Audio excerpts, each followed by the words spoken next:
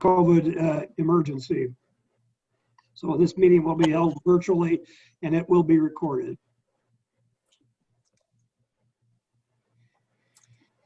Okay. So I'll turn it over to you then, Diana. Okay.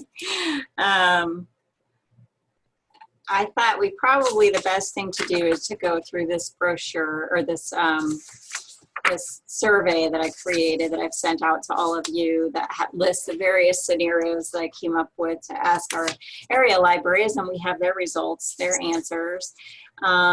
The first question is, what will you do if your library, what will your library do if Illinois or your local area reverts to phase 3 of the Restore Illinois plan? Let me share phase 3 on my screen real quick here. So we just kind of can review what those different phases look like. There you go.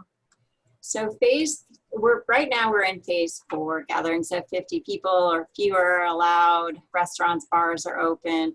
Phase 3 is manufacturing, offices, retail, barbershops, and salons can be open. With a capacity and other limits and safety precautions. Gatherings of 10 people or fewer are allowed. There's some clarification from the state that for us that means operating at 50% capacity. Face coverings and social distancing are the norm. So we are essentially operating as though we're at phase 3 right now, according to how phase 3 is currently written. So libraries, when they responded to this, were about 50-50, those that knew what they were going to do, where half of them said that they would keep their doors open with some restrictions in place, and then half of them said they would go to curbside only. Phase 2 is most definitely curbside.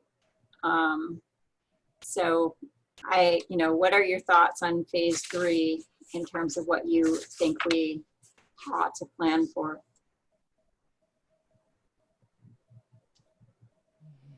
Well,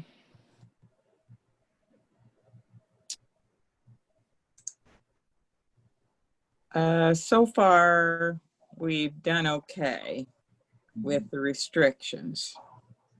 So I think I'm perhaps, and this is strange because I'm really very careful about myself as far as going anywhere, social distancing and masks, but I know that so many people depend upon us that I'd be inclined probably to keep the doors open based on the 50% and whatever else, whatever restrictions we have, certainly face masks and social distancing and whatever else we can do. But I would not object to going back to curbside service. It doesn't help much, does it? I'm pretty close to where you are, Barbara. But I feel like it's technically we can continue to provide services, and I lean in that direction. But at the same time, I guess if others felt that that wasn't safe, I would be open to the idea of going to curbside. I think we should stay open if we can be, because I think it serves the public need.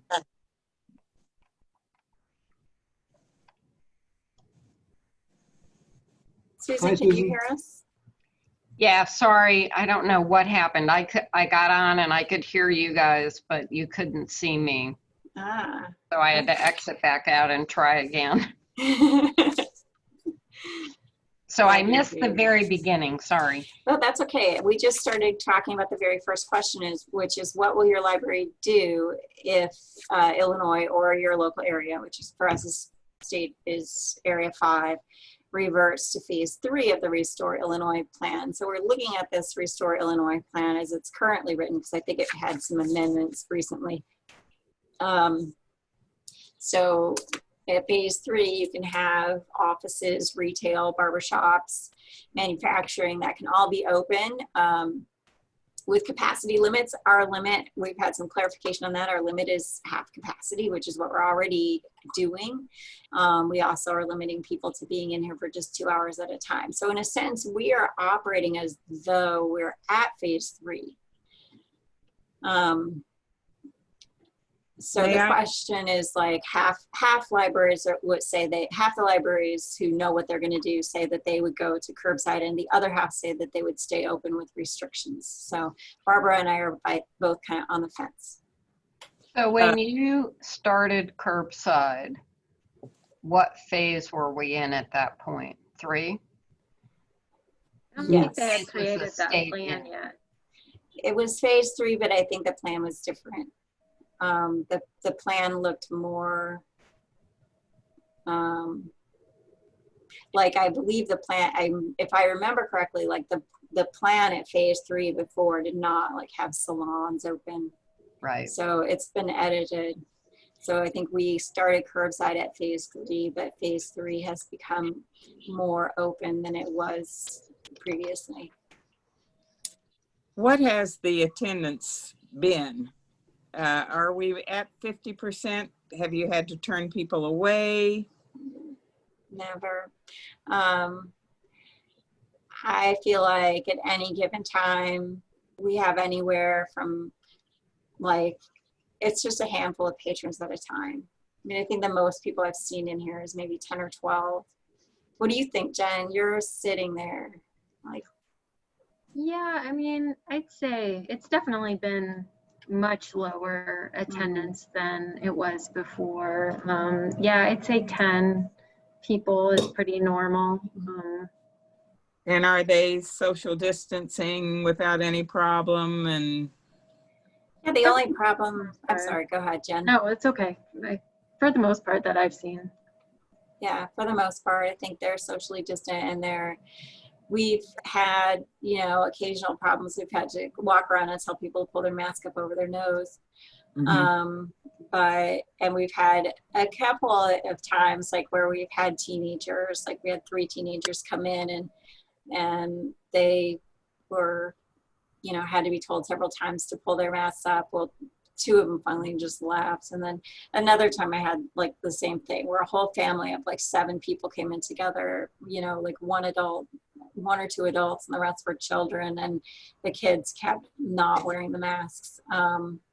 And they left pretty quickly after us bugging them over and over again for 15 minutes or so. The kids just decided to go home, I think. So it's not been as bad as I thought it was going to be.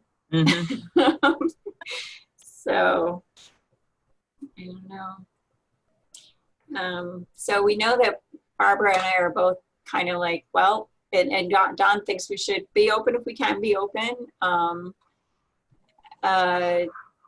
Susan, what are your feelings? Well, we just reopened. I mean, today was our first day opening with very limited space. So it will be interesting to see how the rest of the week goes. You know, I mean, I'm impressed that the public library opened and started providing services much sooner than we did at the university. I mean, we also were lucky in that everything was online, so we didn't really have to be open. You know, it's, from my perspective, it's helpful to have the public library open in some capacity. I think we're just gonna, but I also see the negatives as well. How's that for a wishy-washy answer? well, we're all pretty wishy-washy. Yeah. My concern is that in order to go back to phase 3, things are going to have to be worse than they were. And so by the time it gets to phase 3, it would be worse than it was when we were initially at phase 3. Because like in Metro East, they're not going back to phase 3 right now. They're just restricting phase 4 further. So like, what would it actually look like in our community, and how scary would it be to come in? That's a good question. Be open to the public. So That's why it's so hard to plan ahead in a way. Right. Well, you know, we could do a sort of a hybrid of this. Like we could decide that if we go to phase 3, then beginning the following day, because they will go to phase 3 at like 4 o'clock on a Friday or something. So if they go to phase 3, then beginning the following day, we would temporarily go to curbside and then let this group meet, which it requires 48 hours notice. Right. From the time I've made the agenda and sent the agenda out. So give this group, you know, some time to have a meeting and decide whether we want to stick with curbside or we want to open back up. We could do something like that. We could do something like appointment only, but I feel like with the patrons who are coming in here, that I don't know that works out all that well with us to do appointment only. I mean, some of them are not going to get that concept and they're just going to stand at the door, and why not just let them in, you know, for their 2 hours. I have a question, and I guess this goes to Jennifer's comment. How do you think it's going to be more dangerous in phase 3 now than it was before? I just think that it seems like the governor isn't going to shut it down as quickly as he did originally. So for it to get to going back to phase 3, the case number would be much higher than it was at the point we were at phase 3 in, you know, May or June, whenever we were in it. Alternatively, we could also just stay open and have a meeting if we were to go to phase 3 and decide if we want to amend what we're doing. And then that way we haven't changed services. The other thing is that when we were doing curbside before, we also had a schedule where our staff, we were only half staffed at any time. So we had some of the staff coming in from like 8 until like, I think 10 till 3. And then the rest of the staff would come in at 3:10 until 8. And there was a little bit of overlap. There'd be a couple people who had come in at 11:30. So there was a little overlap, but we were always staffed, but we didn't have like 16 of us in here at one time. So we tried to make it so that there were never more than 10 staff in at a time. So we were essentially considering ourselves a gathering of 10. And now we've gotten more clear direction from the state library that we are essentially, we would be considered, you know, half capacity would be fine. So we'd be okay at what we've set up here. But that's another thing to consider, is that if we were going to get that careful, that would be another layer we could add in of rearranging the schedules of the staff so that they're also not so close, so close to each other. I don't know. What do you guys think? Well, I'm just talking as a taxpayer. And it seems to me that even though I'm vulnerable in my age group and whatever, but this is a subject that we've paid for as taxpayers. And I don't think it's fair to the taxpayer to shut this down because some 40 kids out at SIU don't do things the way they should. So for that reason, I'm reluctant to close down again. You show me a public health basis for it, that's the recommendation of the health department, I'm for that then. But absent the health department saying that they've changed the rules on it, I think we should be open at phase 3, although I'd be willing to restrict the number of patrons in the building to 10 or 15 or whatever number you think is practical. I just don't think that the public should be deprived of access to the facility at phase 3. I have a different opinion about 1 and 2. Mm-hmm.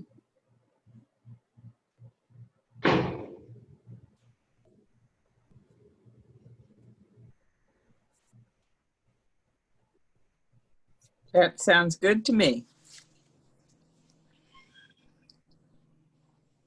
Okay, so the voting members on this committee are Don, Barbara, and Susan.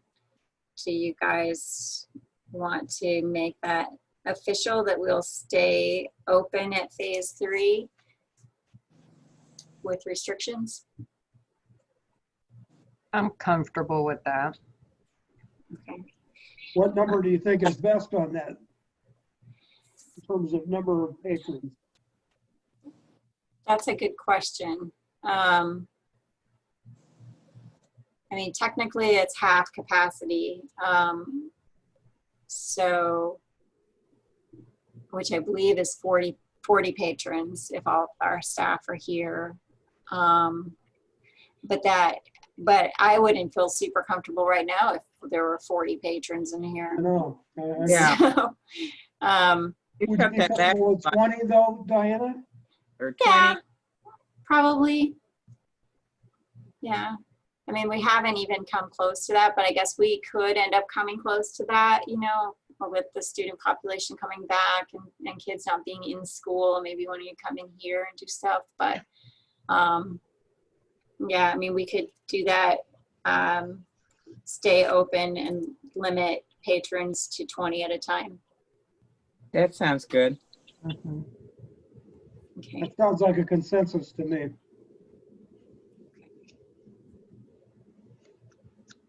And I think we should leave it to you to decide what staffing levels are appropriate. Okay.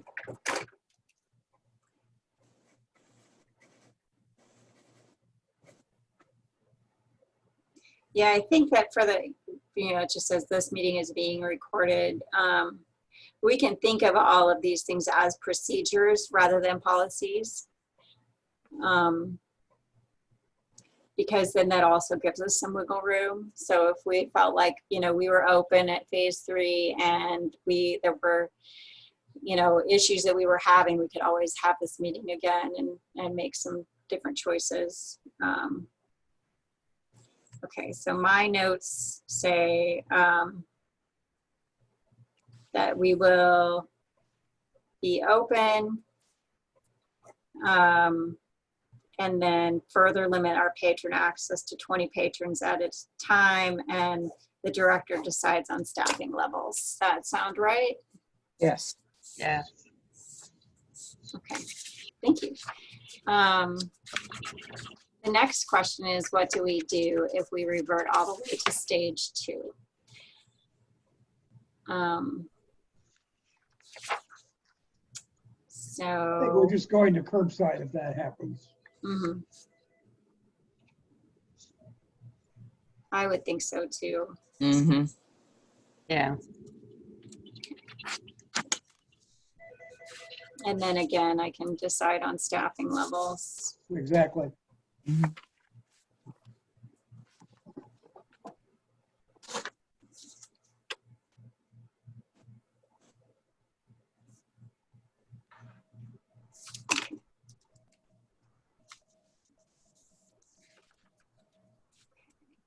Any objection to that?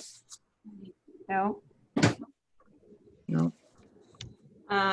Now, what do you do if the state or the area that you're in reverts to phase 1? The choices on the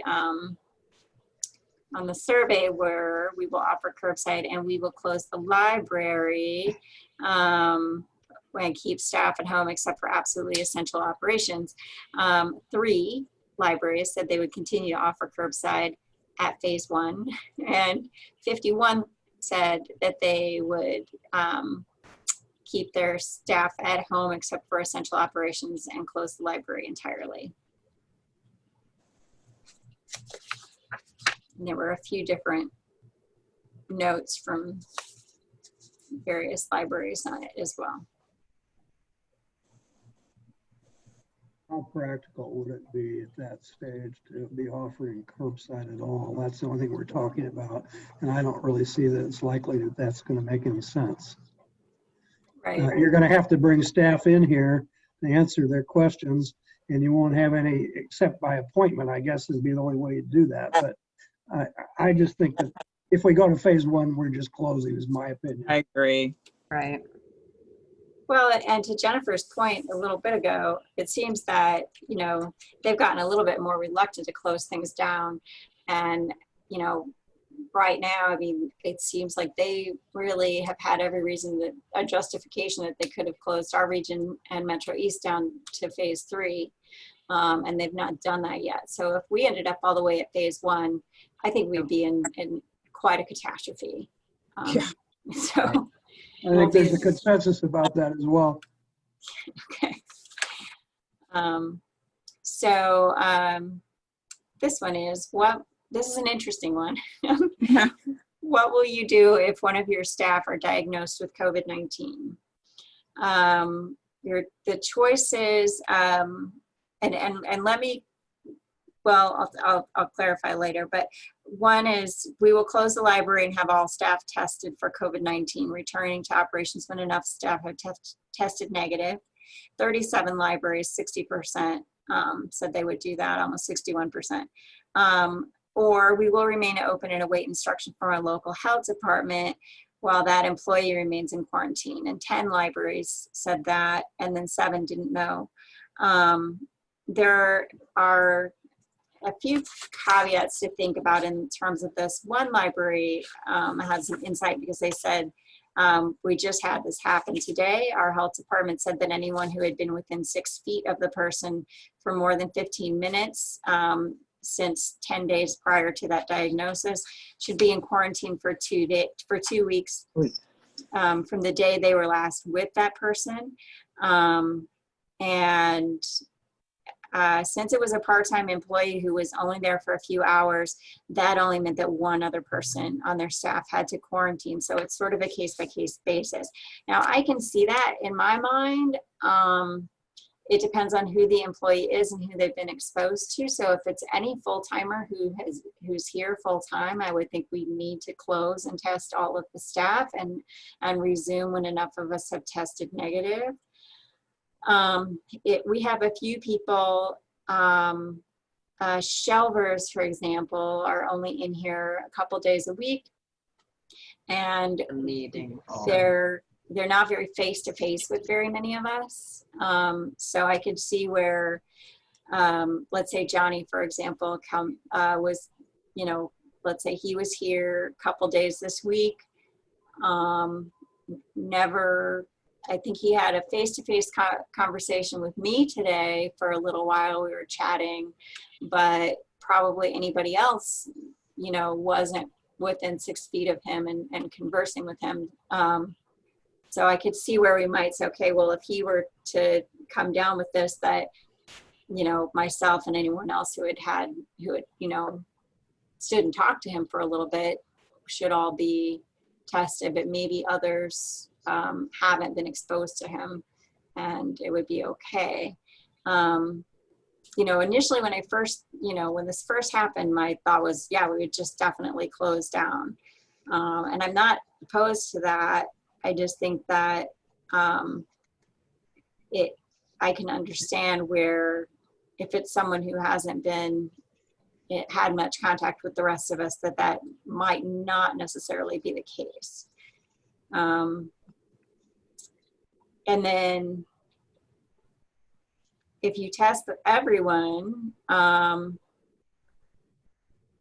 have other thoughts on that, which is that if they all agree to be tested, then they can come back when they get their negative tests. But if they don't want to get tested for some reason, we can't force the staff members to get a medical test. So then they would be out for 2 weeks, essentially on quarantine time. But if they don't have enough COVID sick time, then that would be on, or sick time or vacation, and whatever other time that falls into would be on them. Like if they've used up their COVID sick time and they're a part-timer and they don't have any sick or vacation and they don't want to get tested, then they would have, you know, they just wouldn't get paid for that time that they didn't have coming to them. What are Jennifer, I'm very interested in your thoughts on this, because even though you and I are not voting members on this committee, you know, you and I are here.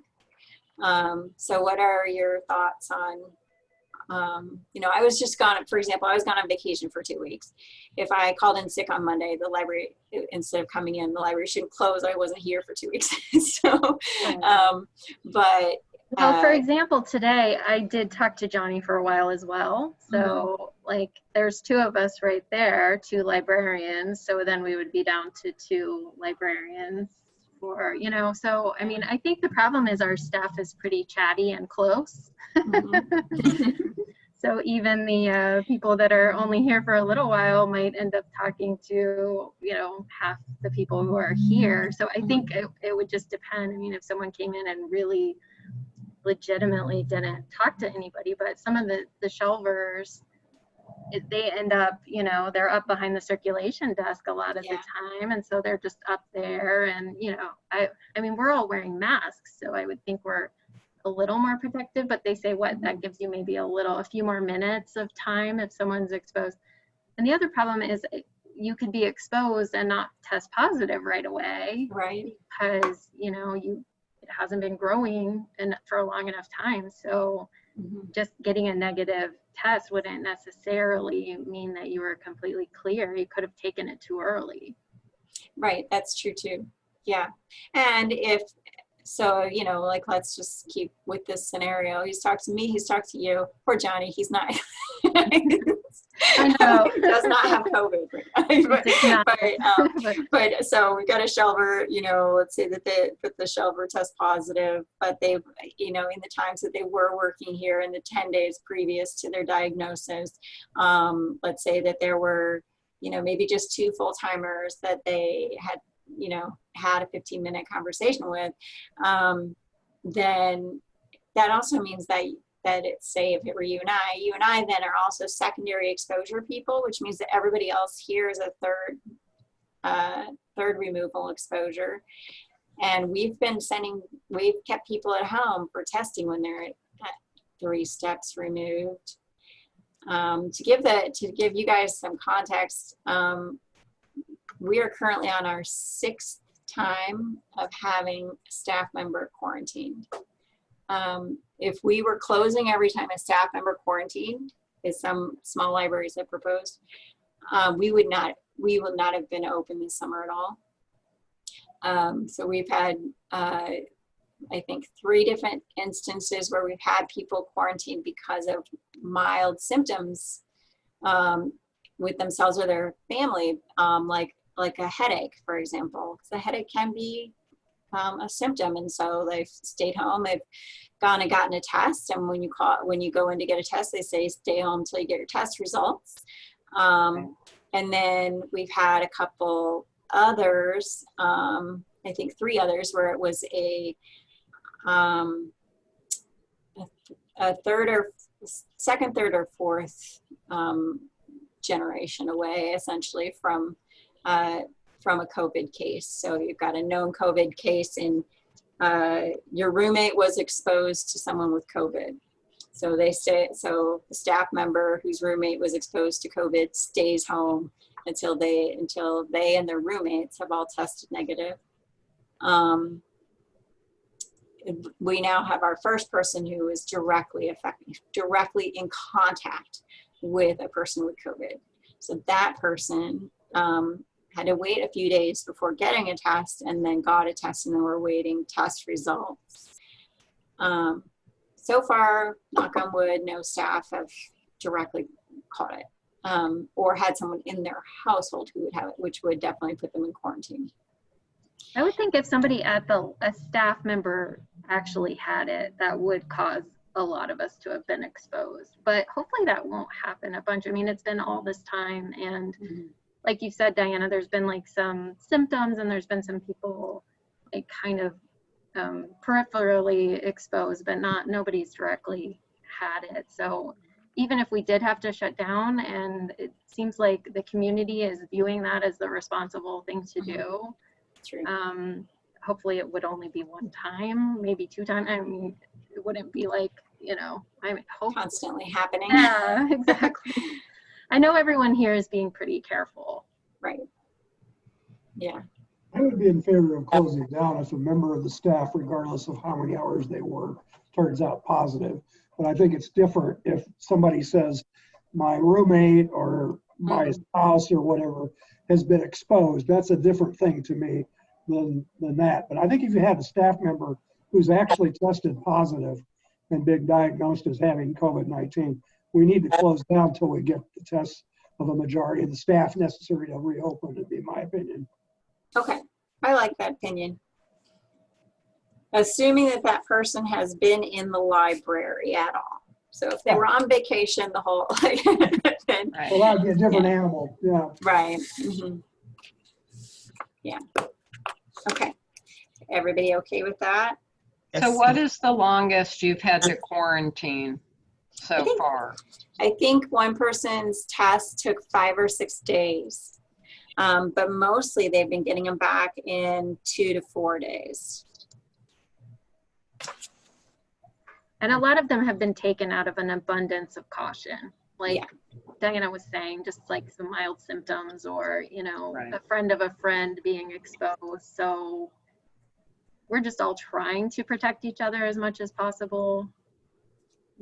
I mean, what we're doing is relying pretty much on the health department here in terms of, well, they do the contact tracing for us. But within the library, we've had 2 situations where the child of an employee, one was a 4-year-old who tested positive, the other was a college-age student. So the parents have had to quarantine. And it gets a little complicated, you know, for the length of time. We have had our first positive COVID staff member. That person actually is in a different building with limited staff. But again, because the individual was working from home part of the time, they concluded that, you know, his last day in the building was a Thursday. He was working from home on Friday. He started feeling sick on, I think it was Sunday night, and Monday got tested. From the State Department or from the health department's perspective, you know, they didn't recommend quarantining any of the other staff because anybody he had encountered his last day at work, they were all wearing masks. Their conversations were short and they were, you know, beyond the 6 feet recommendation. Now, 2 of the staff actually went ahead and got tested, but I have not heard the results of that. So, I mean, it's sort of case by case. And I mean, I'm not certain it's enough. Well, if you had 3 staff members test positive, then yeah, I think you're going to have to shut down.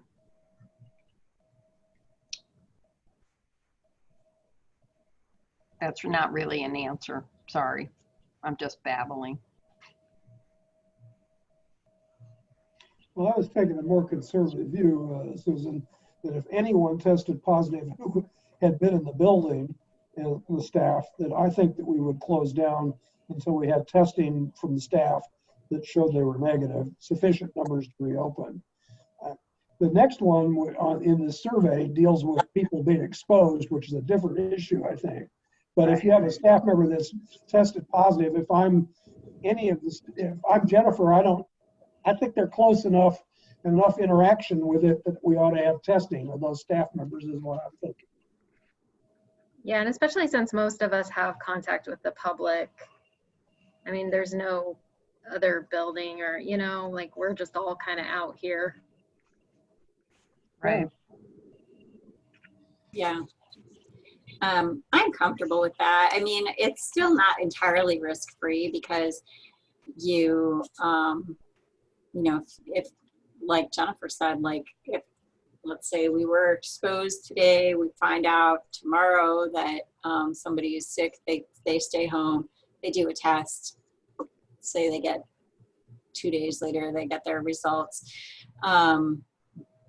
We might go get a test that day or the next day and just it's too early to tell. And so we could test negative, never develop symptoms, come back and we're asymptomatic and infecting the public.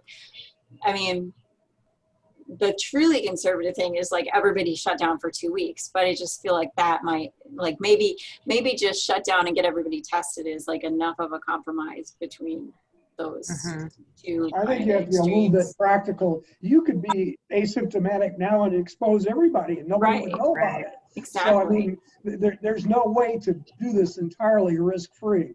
But I think if somebody comes in and tests positive, we know that there is potential for virus spread there in the building. And so I want people out of there till they come back having gotten a negative result. That's my view of it. I agree with you. Everybody okay with that? Yes, ma'am. All right, let's stick with that then. Okay, and then the next question is, what will you do if a staff member has been directly exposed to someone diagnosed with COVID-19, but their own test results are not yet available? There was no one who said that they would just let the person work. Everybody said that the library, 32 of respondents said that the library will remain open. The staff member will remain in quarantine, returning to work once they test negative and have had no further physical contact with the sick person. And then 11 libraries said that they would close the library until that person had tested negative. I think that being, I have two, caveats to that. I mean, one is that, so we do have a staff member whose spouse is in healthcare who potentially could end up perpetually exposed to COVID. So any thought on that? I mean, do we never let that person come back to work? Do we, I don't think I understand the scenario. What is the situation? well, we have one staff person whose spouse works in healthcare directly, and may very well end up like on a COVID floor. So that person would perpetually have someone in their household who has been exposed to COVID on a daily basis. So, I mean, they've talked about finding a way to isolate the family from the spouse if they do end up stationed there, but that is a possibility. But that person that works in healthcare has not been diagnosed with COVID. Right, no, Right. no, right. They would always have someone in their household who was always, so under normal circumstances, we're sending staff home to be tested and come back with a negative test if they have that two steps removed from COVID. So you've got a COVID person, you've got a household member who's been exposed to them, and then you've got yourself. We've been sending people home, but potentially we could have someone who's always in that situation. And then, up until this week, everyone who we've sent home has been sent home due to either mild symptoms or due to an indirect exposure, not a direct exposure. But we currently have a staff member who's out with a direct exposure. They were directly exposed to someone. So they're getting a test. I could have them come back after that direct exposure once they have a negative test. I could even go so far as to say that they can't come back for 14 days after the exposure. It really could go either way as far as that goes. So I guess that's the question, is like, definitely we want people to at least come back with a test result that's negative. Do we even want to, go so far as to say that they have to be out for 14 days after that direct exposure? I would think no, because if the person isn't showing any symptoms by the time that their test is coming back, like they're going to be asymptomatic even if they have it, and the chances of spreading it if you're not coughing and sneezing and you're wearing a mask are much lower. So maybe just like remind them to keep their distance and to wash their hands a lot, and or if there's stuff they can do at home, maybe they could work at home a little bit more. Mhm. Yeah. Yeah, I tend to agree with you. Just keeping that one person in quarantine until they get a negative test result. And if the person who we have in healthcare does end up with someone stationed on the COVID floor, then I think that's going to be up to them to have to make sure that they, keep them, that they separate their household somehow during that period of time so that they and their kids don't get sick. Okay, does that make sense?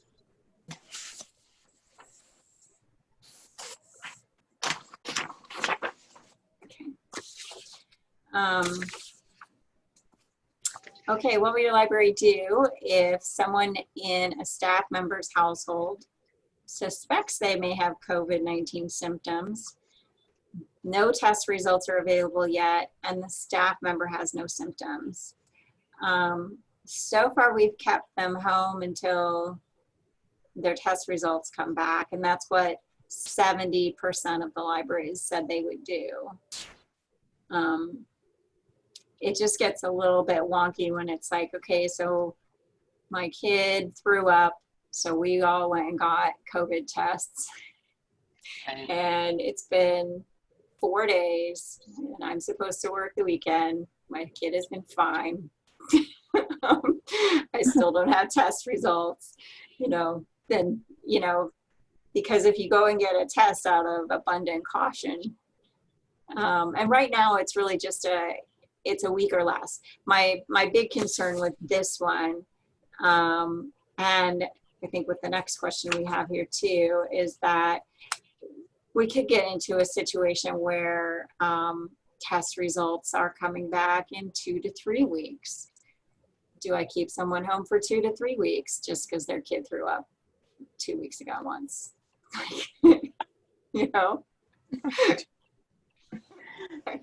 I guess at 2 weeks they would be. They actually, if it's their kid, they would have been around their kid the whole time. So My really, kid's throwing up all the time. I know, exactly. Well, exactly. That's exactly what's happening, is that, people are getting tested out of an abundance of caution, which they should be cautious. But then after the fact, they'll be like, well, now it's over and I'm still waiting for a test result. And it could be that you had a bad headache. It could be that your allergies were acting up. It could be, any number of things. But because COVID is so unpredictable in terms of its symptoms, we get into these situations where we have people who are sitting at home waiting, and so far it's been people who can work from home. Some people can and some people can't. So if they're working from home, it's not such a big deal, but it can leave us short-staffed, particularly on evenings and weekends if they're staying home. Or sometimes we will have 2 out at a time. We could even end up with 4 out at a time. If it's so far our max has been 2. Mm-hmm. Your hypothetical indicates that no test results are available. Are we assuming that every time somebody has a vomit in their household, they're getting a test? No. Because I don't believe that's happening. Right. Exactly. No, exactly. That's right. And that's the thing, is that if your kid vomits and you don't go get a test, you're welcome to come to work tomorrow. But technically, if you go get a test, technically they tell you need to be in quarantine until you get your results back. So that's been the conundrum, really, is, I don't want to discourage people from going to get a test. If they feel they need it, they should go and get it. That's their right. That's their health care. But once they've gotten that test, I'm technically supposed to not let them come back to work. And they sometimes realize within a day or two that this kid doesn't have COVID, and you know, it was probably that we ate tacos, and so that's the question, is like, you know, do we play that by ear, or do we just say, if you got a test, you stay home until we see results? I mean, it would be a shame if I said, okay, you're right, go ahead and come back, and then the results came back positive, and then I've let everybody be exposed to them just so I could have them work for 2 or 3 days. I mean, I feel like so far we've been short-staffed, but we've been working as a team, and we've been able to cover that. Like, everyone's willing to pitch in and help, because I think we all want to help protect each other in a way. So like, I would personally feel more comfortable if someone had a reason to feel like they might want to go get tested, to go get tested. And if that means I need to stay later or work for them on a weekend, I would be more willing to do that, just because. And I also think people are learning as we go. Like, maybe I don't need to get tested for every little tiny thing. Tests weren't available for a long time, and then they were, and so kind of everyone was getting tested, because it was like, I don't know. It's just, so hopefully the testing will go to being faster and faster, not longer. Slower. Yeah, so it would be just a couple days to have to cover. Well, and I guess too, to hearing, you know, what you're saying is that I think if we get to the point where it's taking 2 to 3 weeks to get a test back, that would mean that so many people are sick, and so many people are getting tested, that we are actually in a pretty vulnerable situation, and maybe we should just say, okay, don't come back till you get your test back. If we've got people piling up like that. And I do think, yeah, staff are starting to kind of understand for themselves, like, okay, that wasn't a COVID symptom, you know, and get that reassurance with that first time that they get that negative test back, and say, okay, so then my normal headache is just normal headache, or, so, okay. So leave them home till test results available. Everybody okay with that? Yes. Yes. Okay. Okay, what will your library do if a staff member got tested because they weren't feeling well, but they are feeling fine, and the results will not be available for several days? That's the same question, essentially. One was a household member, and the other is the staff themselves. So stay at home until you get a negative test, sounds like. I think that's a consensus on that. Okay. If you get COVID, I mean, I guess another thing we could follow is that if we get into this situation where, let's say maybe they ran on a test and on giving people tests, if they don't get a test, then it's, if you get COVID, you have to be, I think, 10 days away from your diagnosis. And then you have to be 3 days without a fever and 3 days with greatly reduced symptoms, and then you can come back.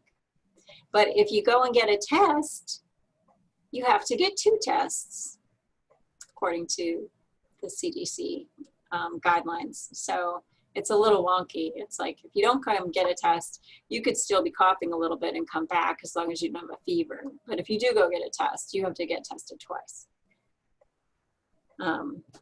So that's kind of the weirdness of it, but we will say that they stay until they get a test back. And if for some reason tests became unavailable, we would go to 3 days symptom and fever free. I don't know.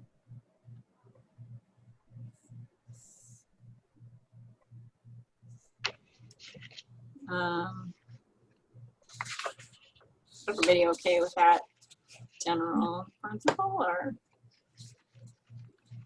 I don't know that. I don't understand. Well, if they've had one test, I would think that they would be a person very eligible to get a second test. Are we going to get that far behind with this? I as I said, hoping things are going to get better. So. Right. Well, that would be if they actually get COVID.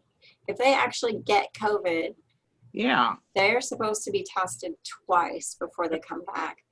But if they don't go get a test, like they refuse to get a test, or they're told that they can't be tested, tests are not available for some reason, then it's much more lax. Then it's like 10 days out from your diagnosis, 3 days of feeling better and having no fever. So I don't know. I just think that's a kind of a wonky one. It's a slightly different situation because it's like if they themselves definitely have it and have been tested for it. So I don't know. I mean, I guess we would go with what the health department demands of them. If they have COVID, then the health department is going to tell them what they are supposed to do before they can come back to work. I don't think we're going to do anything less than what the health department asked for. Okay.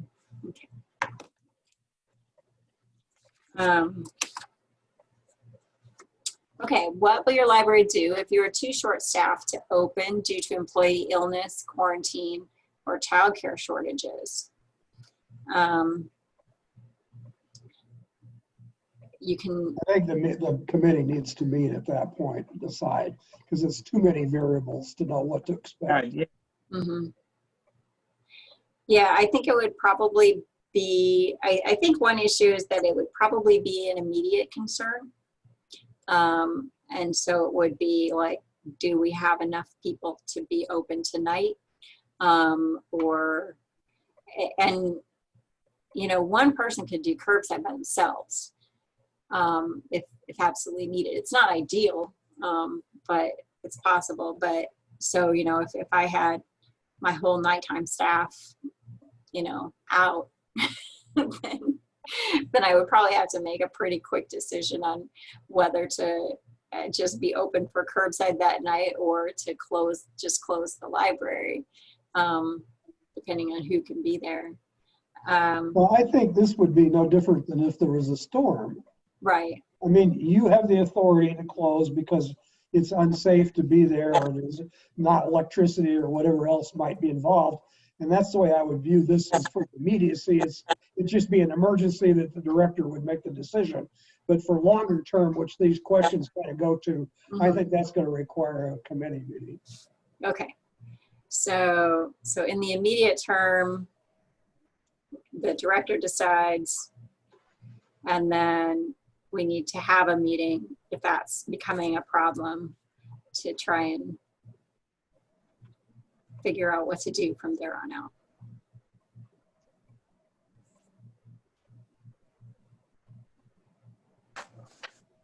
Okay. Everybody good with that? Sure.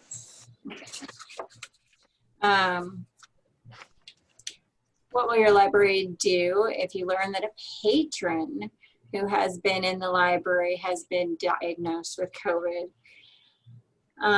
So in general, most libraries did not know what they would do. One of them that the answer I liked was, the guidance from their local health department, and if they have a staff member who meets the criteria of having been within 6 feet for 15 minutes or more, then they would send that person home to be tested, to either self-quarantine or test. But they wouldn't necessarily close the library. Are you going to know who this person is? That's a good question. Because even if HIPAA is not a restriction in terms of what you're told, there got to be people coming into that building. You have no idea who they are. Nobody back. How are you going to evaluate that? Good question. That's a very good question. It's probably 16 of the libraries said that they would just close the library and have all the staff tested and resume operations once they have enough negative tests back. Yeah, the health department would not tell us who it was, I'm sure. If it's a regular patron, they may call us and tell us that it was them. in which case we'd have a little bit more information. We could say like, okay, well, I don't think any of us like, you know, spent any time, you know, helping that person at the computer or anything. So I guess we would say, I mean, the health department, the thing is, the health department will not tell you that you have to close because a patron came through with it. Right. So if you're just going with health department advice, you wouldn't do anything.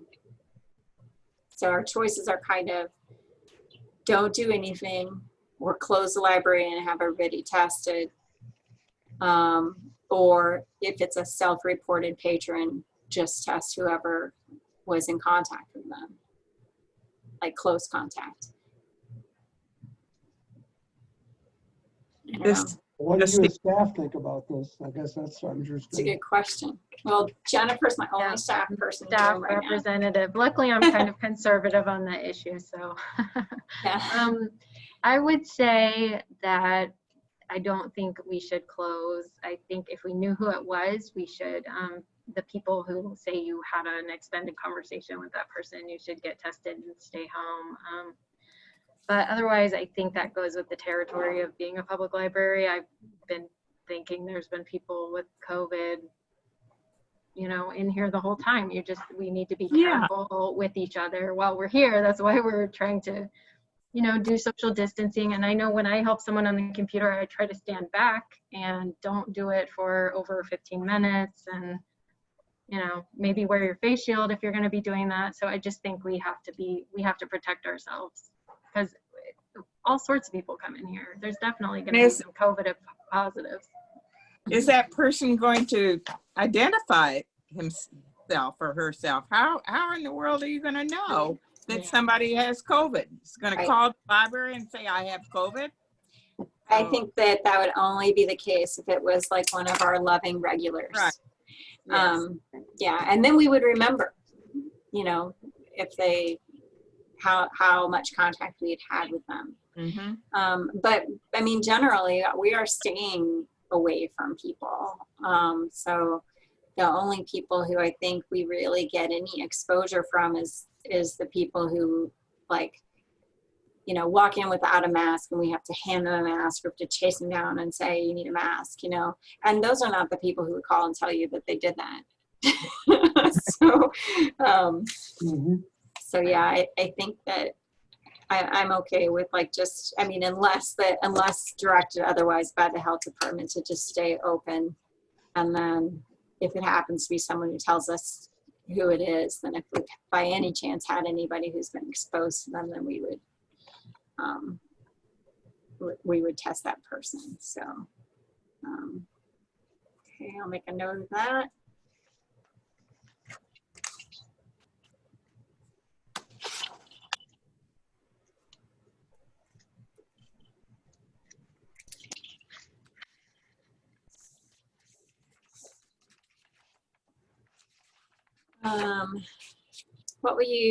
What will your library do if your local schools close due to COVID? Well, actually our schools are closed due to COVID. We don't usually have this as an option. I actually just included that because of this, you know, this strange, unprecedented time. And also I know that some libraries are actually in sync with their schools, so they close even if their schools have a snow day. They let the schools are the deciding factor. So 27 libraries said that they would remain open. The schools closing is not the deciding factor. I would, you know, I think that you know, potentially we could start to see some problems with the school being closed, but that is really sort of a separate issue for us.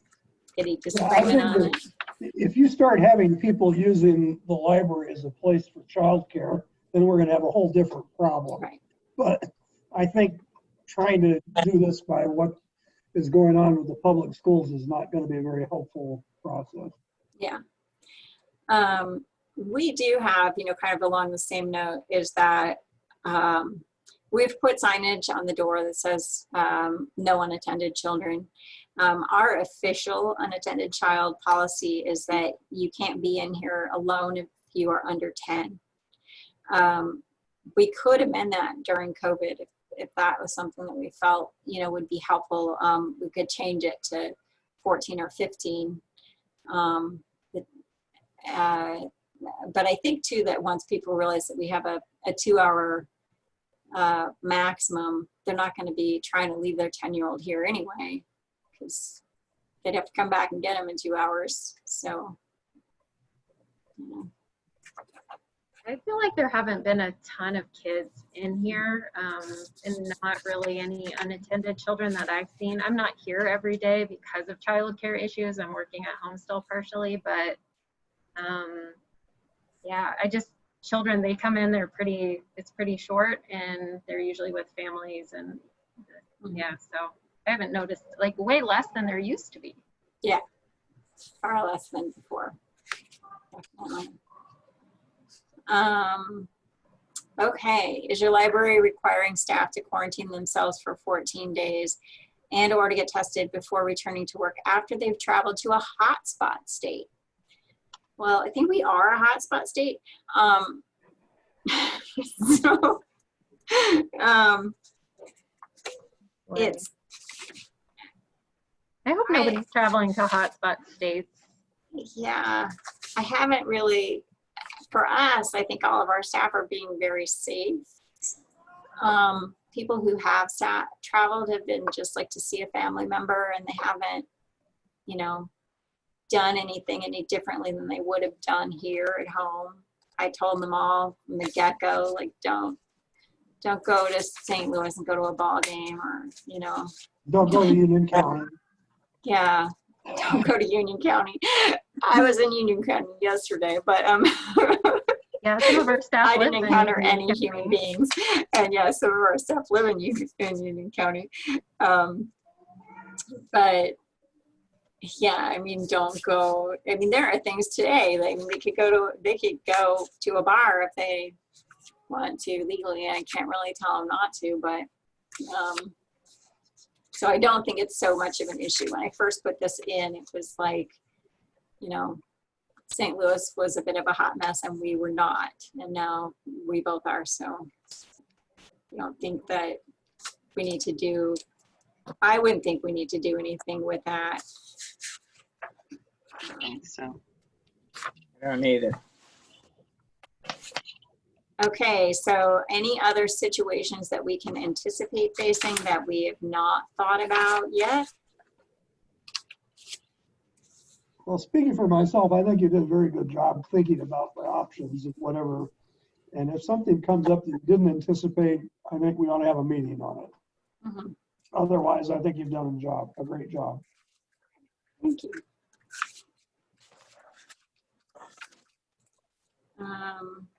Okay, let's see.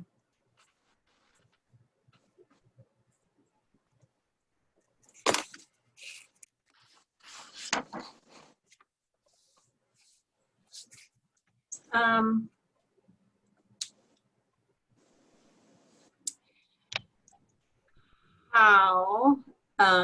do we want this committee to proceed? Do you just want to meet again, sort of reactively if something comes up?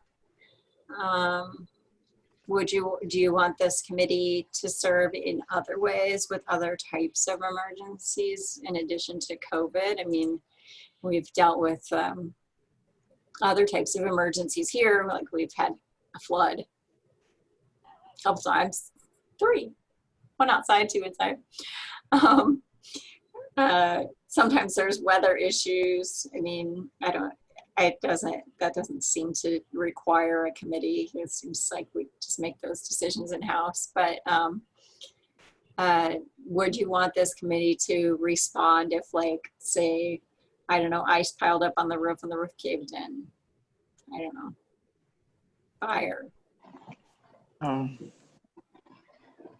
don't think that's an emergency. I think that's a maintenance issue. Yeah, I think you've handled all those things right. very well without, and then the full board when we meet to make some of those decisions. But I mean, I'm happy to meet anytime you want, but I don't think it's necessary. If At something, this point, my recommendation would be that we meet again at your call. In other words, if something's coming up that you would like feedback from the board, the Mhm. committee will be available to give you that. That's be what I would think. yes. Okay, so we'll just say as the director needs. Mhm. It's a great answer. Thank you. Or it's that matter, if Jennifer and the other staff are unhappy about something that's come up, they don't have, it doesn't have to be at somebody else may be saying, hey, there are issues here that need to be addressed by board policy. I think that'd be fine. If they could certainly bring that to my attention or anyone else on the committee, and we'll call a meeting. But I don't think we need to meet periodically till we know of a problem. Mhm. Okay. Absolutely. I understand. Okay, that was everything that I had. Does anybody else have anything else that has come to mind that's related to this committee's work?